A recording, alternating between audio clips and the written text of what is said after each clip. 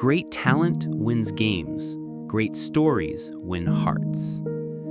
From a skinny teenager mocked for showboating to the man who bent Europe to his will, this is how Cristiano Ronaldo turned doubt into dominance at Manchester United. But what price does greatness demand when the spotlight never blinks? Manchester, August 2003. A wiry 18-year-old steps off the plane from Lisbon with frosted tips, a number 7 shirt too big for his shoulders, and a reputation for stepovers that made defenders dizzy and critics furious. Too flashy, they said. End product, they asked. Old Trafford demanded substance. The Premier League devoured pretenders.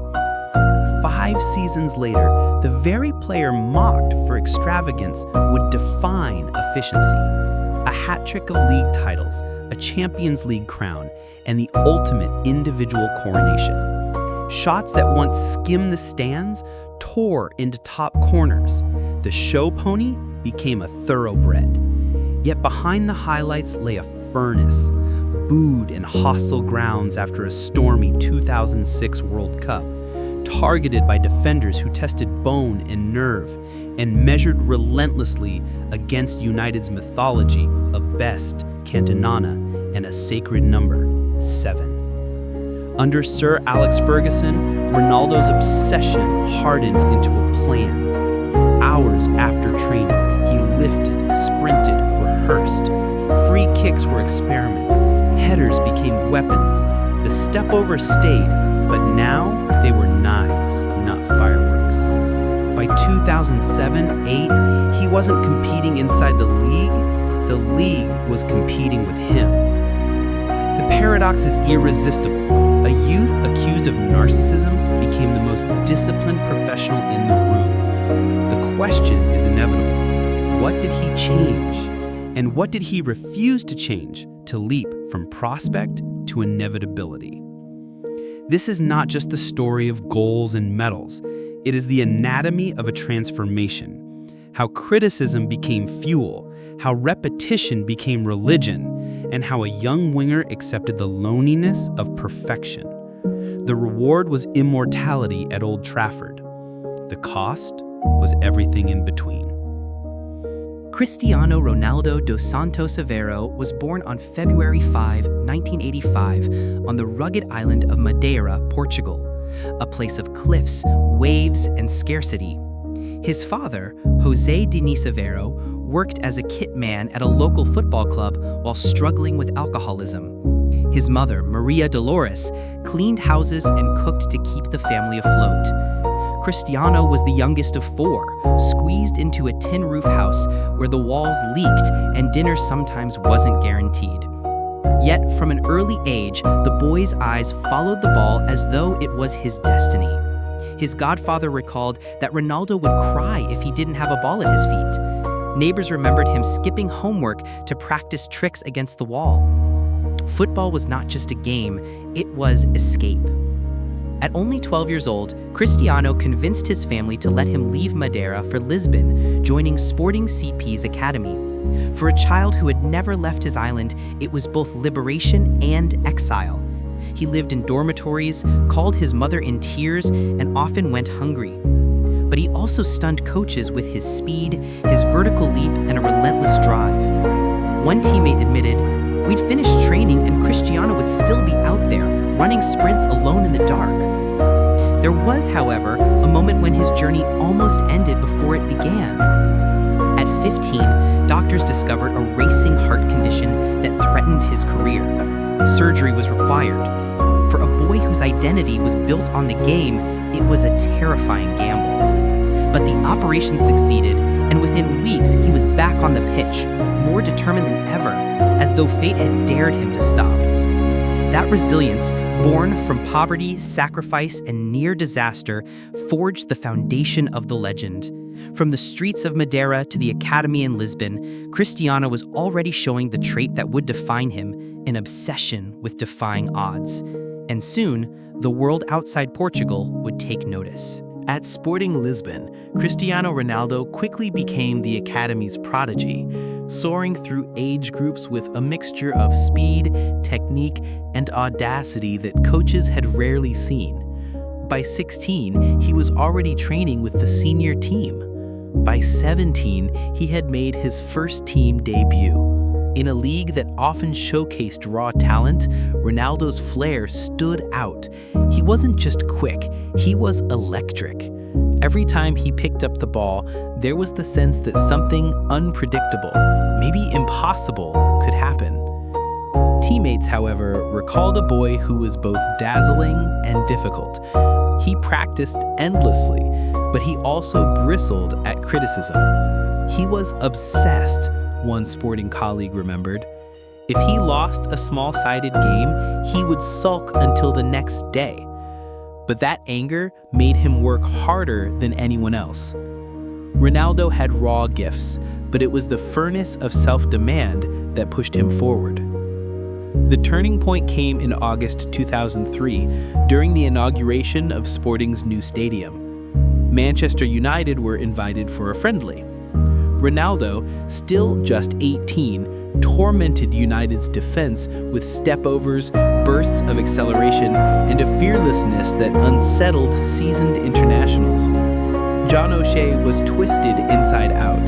Gary Neville later admitted that the United dressing room begged Sir Alex Ferguson to sign the boy immediately.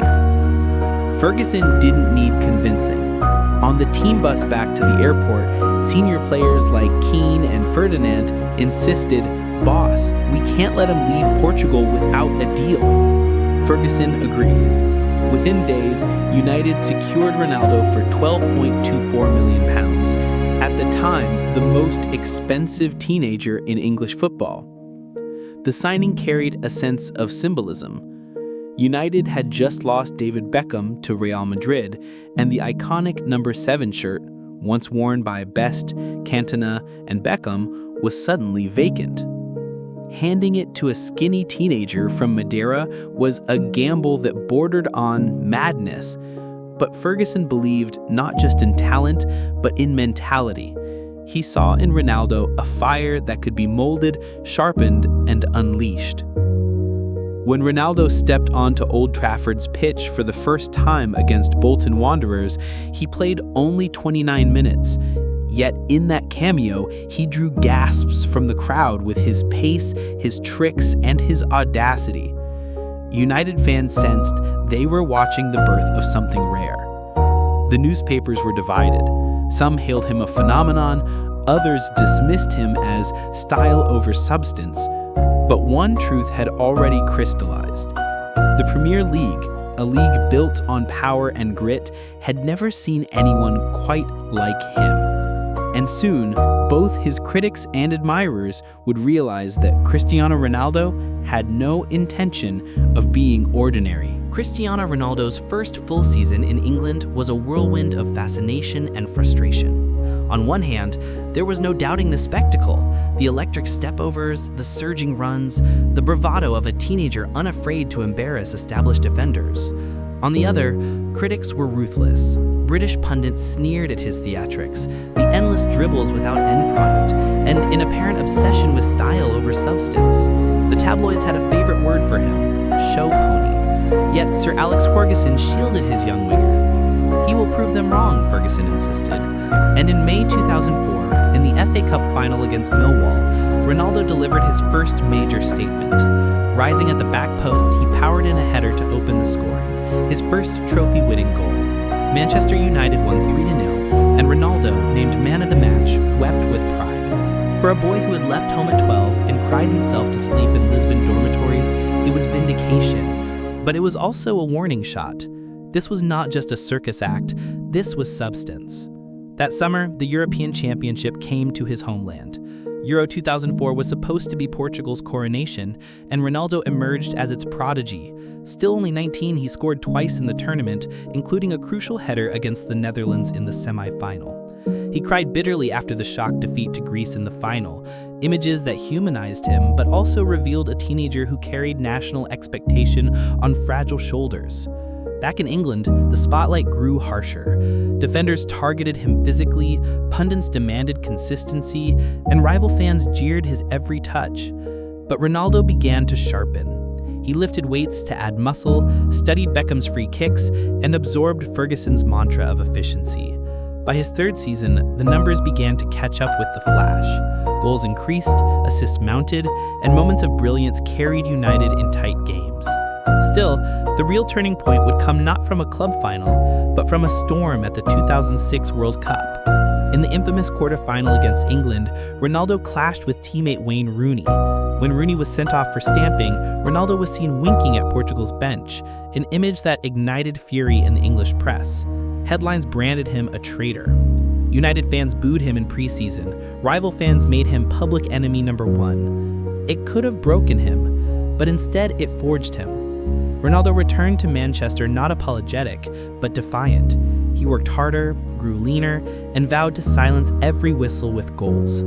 Ferguson later said, that summer, he decided he would be the best in the world. He came back different. And from that moment, Cristiano Ronaldo's story at Manchester United shifted gears, from promise to inevitability. The showpony was about to become the thoroughbred who would run the league into submission. The transformation of Cristiano Ronaldo between 2006 and 2009 was nothing short of astonishing. What began as a promise of flair became a demonstration of domination. In those 3 years, he bent the Premier League to his will, elevated Manchester United to glory, and forced the world to acknowledge him not merely as a talent, but as a phenomenon. 2006-07, the turning point. When Ronaldo returned from the 2006 World Cup, he was public enemy number one in England. The wink after Wayne Rooney's red card against Portugal had unleashed a tidal wave of abuse. He was booed at every stadium, jeered in headlines, and targeted on the pitch. Many thought he would leave. Instead, he decided to fight.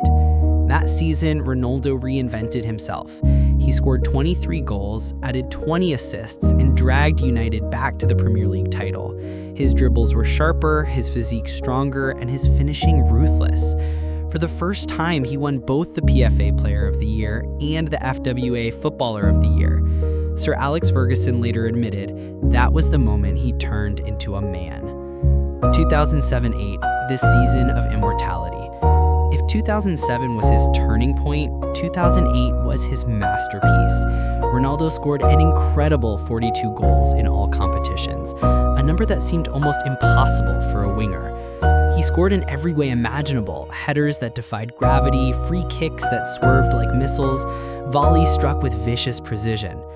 Against Portsmouth, his thunderous free kick left David James frozen in disbelief. Against Roma, he soared above defenders with an unstoppable header. United marched through England and Europe on his shoulders. They lifted the Premier League, and then came Moscow, the Champions League final against Chelsea. Ronaldo rose above Michael Essien to score the opening goal, his 42nd of the season. He missed his penalty in the shootout, a rare moment of fallibility, but fate sided with United. When Van der Sar saved Anelka's kick, Ronaldo collapsed to the turf, tears mixing with Moscow rain. For a boy from Madeira, it was the fulfillment of a dream whispered years earlier, to conquer Europe. A few months later, the Ballon d'Or arrived.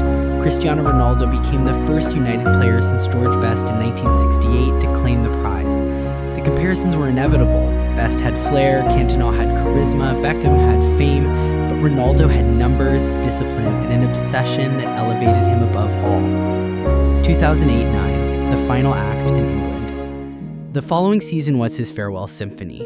Though slightly less prolific, Ronaldo still produced moments of staggering brilliance. In the Champions League quarterfinal against Porto, he unleashed a 40-yard strike that thundered into the top corner, later crowned FIFA's first ever Puskas Award. United won a third consecutive Premier League title, cementing an era of dominance. Yet there was a restlessness about him. Real Madrid circled like hawks, whispering promises of galactic stardom. Ronaldo, ever ambitious, saw a new mountain to climb. United reached another Champions League final in 2009, but this time Lionel Messi's Barcelona proved too strong. Ronaldo walked off the pitch in Rome, visibly frustrated, perhaps already with one foot in Spain. A legacy etched in England. In 3 seasons, Ronaldo had amassed 3 Premier League titles, a Champions League, a Club World Cup, and the Ballon d'Or. He had scored 91 goals across 2 years, statistics that seemed absurd for a wide player. More than the numbers, he had shifted what the Premier League believed possible. Wingers were no longer judged by crosses, they could be match winners, goal scorers, Ballon d'Or winners. Teammates called him unplayable, opponents called him unstoppable. Ferguson called him the most complete player he had ever managed. And for United fans, Ronaldo was not just a star, he was the standard, the icon of an age. But even as Old Trafford basked in his brilliance, there was an unshakable feeling. This chapter was closing. The prodigy had become a king, and kings often seek new kingdoms. Part 6. Setback, Shift. By the summer of 2009, Cristiano Ronaldo stood on top of the footballing world. 3 consecutive Premier League titles, a Champions League crown, the Ballon d'Or. He had conquered England. But the very success that elevated him also pulled him elsewhere. For years, Real Madrid had been circling, whispering promises of galactic stardom and a stage even larger than Old Trafford. Ronaldo's ambition had always been boundless, and now it tugged at him harder than ever. Sir Alex Ferguson fought to keep him. The manager who had nurtured him from raw teenager to global icon wanted more years, more trophies, more nights under Old Trafford's floodlights. But Ronaldo's heart had shifted. The dream he had spoken of as a boy, to play for Real Madrid, could no longer be ignored. United's board eventually accepted a world record £80 million bid, and just like that, the Premier League's brightest light was extinguished. The departure was bittersweet. At United's training ground, Ronaldo embraced teammates with gratitude, but there were tears too. He thanked Ferguson like a father, promising he would never forget what the club had given him. But he also confessed, "I need this. It's my destiny." For United supporters, the loss was heartbreaking. They had watched a boy grow into the best player alive, only to see him leave at his peak. His final season in England had already hinted at goodbye. Though still brilliant, his mind seemed restless, his eyes glancing towards Spain. In Rome, after defeat to Barcelona in the 2009 Champions League final, Ronaldo trudged off the pitch, shaking his head, already detached, already elsewhere. That night felt like an ending. For the Premier League, his exit left a void. No one combined artistry and efficiency the way Ronaldo did. His free kicks were theater, his headers defied physics, his goals turned tight matches into victories. Defenders admitted relief when he left. Broadcasters lamented the loss of a superstar who guaranteed drama every weekend. And yet the story of Ronaldo in England was not truly finished. A dozen years later, in 2021, he would return to Old Trafford as a legend, greeted by thunderous roars. But by then, football had changed. Ronaldo was no longer the hungry prodigy, but the elder statesman, still brilliant, but battling time itself. His second spell was a reminder that even icons cannot escape age. And so as he boarded the plane to Madrid in 2009, one chapter closed, but the legend of Cristiano Ronaldo in England was already etched into history. By the summer of 2009, Cristiano Ronaldo stood on top of the footballing world. 3 consecutive Premier League titles, a Champions League crown, the Ballon d'Or. He had conquered England. But the very success that elevated him also pulled him elsewhere. For years, Real Madrid had been circling, whispering of Galactico status and a stage even larger than Old Trafford. Ronaldo's ambition had always been boundless, and now it tugged at him harder than ever. Sir Alex Ferguson fought to keep him. The manager who had nurtured him from raw teenager to global icon wanted more years, more trophies, more nights under Old Trafford's floodlights. But Ronaldo's heart had shifted. The dream he had spoken of as a boy, to play for Real Madrid, could no longer be ignored. United's board eventually accepted a world record £80 million bid. And just like that, the Premier League's brightest light was extinguished. The departure was bittersweet. At United's training ground, Ronaldo embraced teammates with gratitude, but there were tears too. He thanked Ferguson like a father, promising he would never forget what the club had given him. Yet he also confessed, "I need this. It's my destiny." For United supporters, the loss was heartbreaking. They had watched a boy grow into the best player alive, only to see him leave at his peak. His final season in England had already hinted at goodbye. Though still brilliant, his mind seemed restless, his eyes glancing toward Spain. In Rome, after defeat to Barcelona in the 2009 Champions League final, Ronaldo trudged off shaking his head, already detached, already elsewhere. That night felt like an ending. For the Premier League, his exit left a void. No one combined artistry and efficiency the way Ronaldo did. His free kicks were theater, his headers defied physics, his goals turned tight matches into victories. Defenders admitted relief when he left. Broadcasters lamented the loss of a superstar who guaranteed drama every weekend. And yet, the story of Ronaldo in England was not truly finished. A dozen years later, in 2021, he would return to Old Trafford as a legend, greeted by thunderous roars. But by then, football had changed. Ronaldo was no longer the hungry prodigy, but the elder statesman, still brilliant, but battling time itself. His second spell was a reminder that even icons cannot escape age. The contrast only sharpened the memory of his first era. From 2003 to 2009, Ronaldo had been electric, fearless, untouchable. His departure marked the end of an epoch, not just for Manchester United, but for the Premier League itself. He left behind more than medals or numbers. He left a template that, with obsession, sacrifice, and relentless work, a winger from a small island could transform himself into the world's best. And so, as he boarded the plane to Madrid in 2009, one chapter closed. But the legend of Cristiano Ronaldo in England was already etched into history. Cristiano Ronaldo's legacy at Manchester United is not measured only in trophies, though the silverware glitters: 3 consecutive Premier League titles, a Champions League crown, a Club World Cup, and the 2008 Ballon d'Or. It is measured in the transformation he forced upon the game.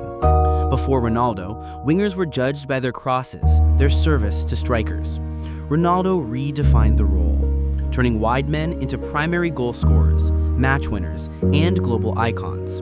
His obsession with improvement set new standards inside the dressing room. Teammates spoke of his intensity as both inspiration and challenge. Young players watched his hunger and realized talent alone was not enough. Discipline and sacrifice were the currency of greatness. For the Premier League, Ronaldo was a cultural shift. He brought continental flair into English football's most physical era and proved that artistry could thrive amidst grit. Defenders once celebrated their bruising duels, but against Ronaldo, many admitted helplessness. His blend of speed, power, and precision became the benchmark for the next generation of attackers. When he returned in 2021, Old Trafford erupted as if a lost son had come home. Yet that second spell was less about dominance than about memory. Ronaldo still scored, still inspired, but the Premier League he had once ruled was different, and time had inevitably slowed his stride. Still, his presence reminded fans of an era when he was untouchable, when every match carried the possibility of the spectacular. Above all, Ronaldo's United chapter endures because it captured the essence of ambition. A boy from Madeira arrived mocked for stepovers. He left as the best player on the planet. That is his gift to Manchester United, to the Premier League, and to football itself. Great talent wins games. Great stories win hearts. Cristiano Ronaldo's rise from a skinny teenager in Madeira to the king of Old Trafford is a reminder that greatness is never given, it is earned, step by step, goal by goal, sacrifice by sacrifice. If you've enjoyed reliving his journey with us, don't forget to like this video, subscribe to the channel, and hit the bell so you won't miss the next Untold story. Up next, we'll explore another icon whose legacy is inseparable from the Premier League, Wayne Rooney, the prodigy who grew into England's all-time top scorer.